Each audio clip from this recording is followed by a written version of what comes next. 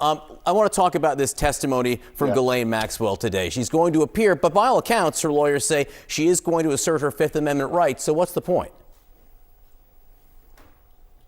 Well, we want to go through the process and give her the opportunity to cooperate.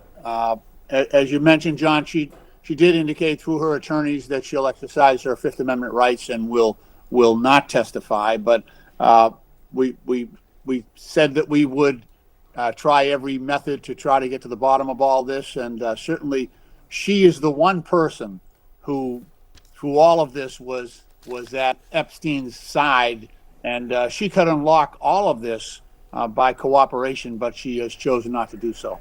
What does it tell you that she did sit down with the Deputy Attorney General, Todd Blanche, for conversations, spoke to him, but is unwilling to speak to you all? Honestly, I believe all of that was witness tampering on the part of the president and his attorney, Todd Blanche. They spoke, and immediately she was taken out of that prison and relocated in a detention center with much more privileges and much more freedom than she had in the first prison she was at. And then thereafter, and continuously, she has refused to cooperate. So what does that tell you?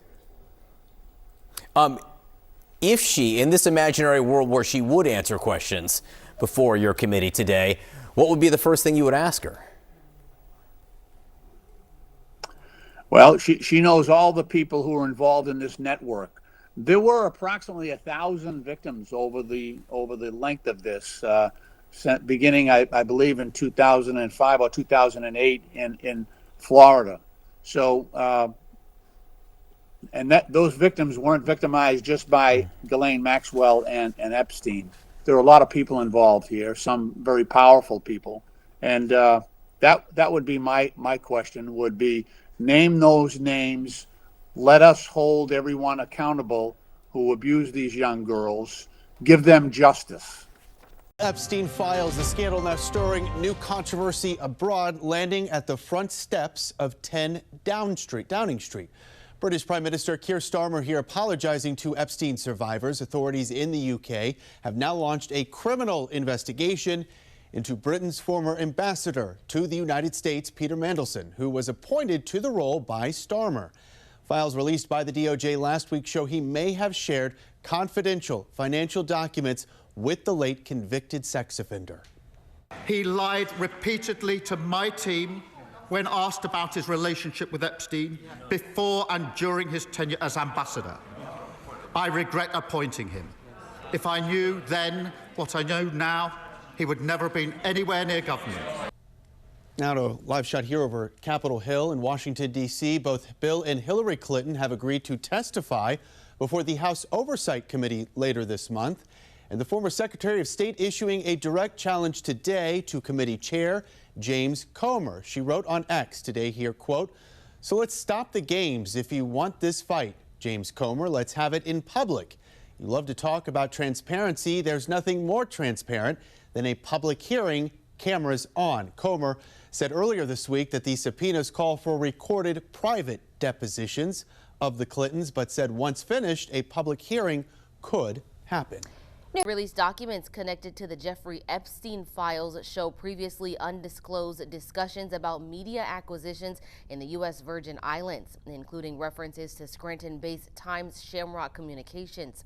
The records include a series of emails and a confidential business memorandum sent by James P. McGee, a consultant with the Newgrange Consulting Group, to Epstein in 2013. McGee discussed the possible sale of the Virgin Islands Daily News, which was owned at the time by Times Shamrock. There is no indication in the documents that Epstein ultimately invested in or acquired the Daily News.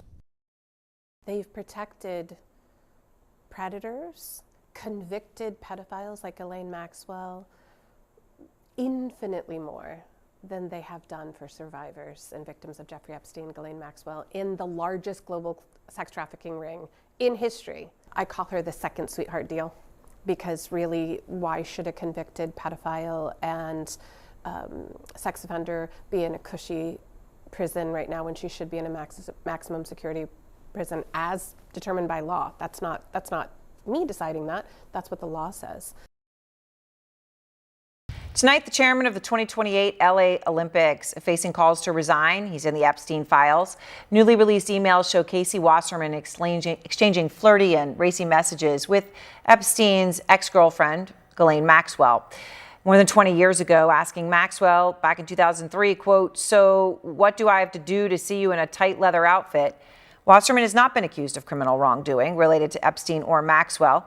Alex Michelson is out front. And Alex, what else are we learning about Wasserman's ties to Ghislaine Maxwell and his appearance in these, Epstein email files? Well, Aaron, Casey Wasserman is not denying the fact that more than 20 years ago, while he was married with young kids, he exchanged flirtatious messages with Ghislaine Maxwell. In one email from 2003, Maxwell offers to give Wasserman a massage that would, quote, drive a man wild. Wasserman asked her to book a massage in one email and then asked to see her, as you mentioned, in a tight leather outfit in another. Now, all this happened decades before Maxwell was convicted of sex trafficking for Epstein and other crimes back in 2021. She's now serving a 20-year sentence. Now, for some context for folks who may wonder, who is Casey Wasserman? Well, he's one of the most powerful and best connected people in all of Southern California. He's the CEO of his own sports marketing and talent agency. In 2017, he chaired the effort to bring the Olympics back to LA in 2028. He's currently at the Olympics in Milan, leading LA's delegation there. Now, after the emails with Maxwell came out this week, LA County Supervisor Janice Hahn, City Council Member Monica Rodriguez, City Controller Kenneth Mejia, District Supervisor Lindsay Horvath, or County Supervisor Lindsay Horvath, all called on him to step aside. Here's what Horvath told me on the set of our show, The Story Is.